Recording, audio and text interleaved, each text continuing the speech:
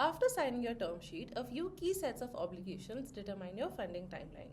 These are called conditions precedent or CP, conditions subsequent CS, and closing actions. Hi, I'm Preksha from Campus Fund, and today we'll be understanding what CP, CS, and closing actions are and why they are important. This is a part of our larger series where we are demystifying term sheets and all the legal jargon that you see in the paperwork for your investments. So let's get started. The first thing that we have is conditions precedent.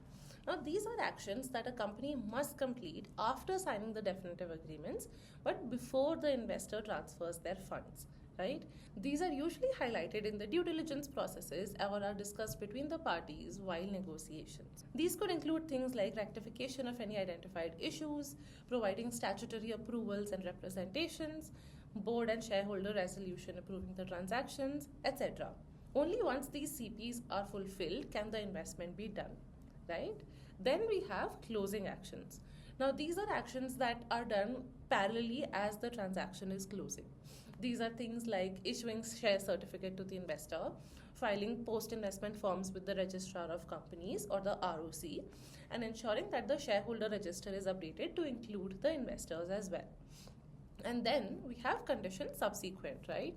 These are obligations to be met after the funds are received. Common examples usually include things like amending the AOA, which is the Articles of Association, to include investor rights, implementing an ESOP plan if it was agreed to during the negotiation, etc. Now, all of these can move around. Some things could be CP for somebody, it could be CS for somebody else, it could be a closing action for anybody else. And these are all basically based on how things are discussed and decided between the parties, right? Now coming to why CP, CS and closing actions are important, right? CPs ensure your readiness before closing so that the investor can confidently transfer money to your account, and CS essentially ensure compliance afterwards. All of these compliance are legally mandated, so it ensures that you will get the compliance done. Managing both of these things systematically avoids funding delays and demonstrates operational discipline to your investors. So yeah, that's about it. Now you know what CPCS and closing actions usually are, and hopefully when the time comes, you'll be very prompt to close them as well. And if you have any other questions on CPCS or closing actions, do put a comment and we'll be happy to answer them.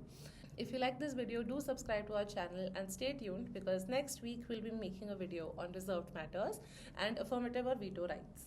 So yeah, that's about it. Thank you so much for watching.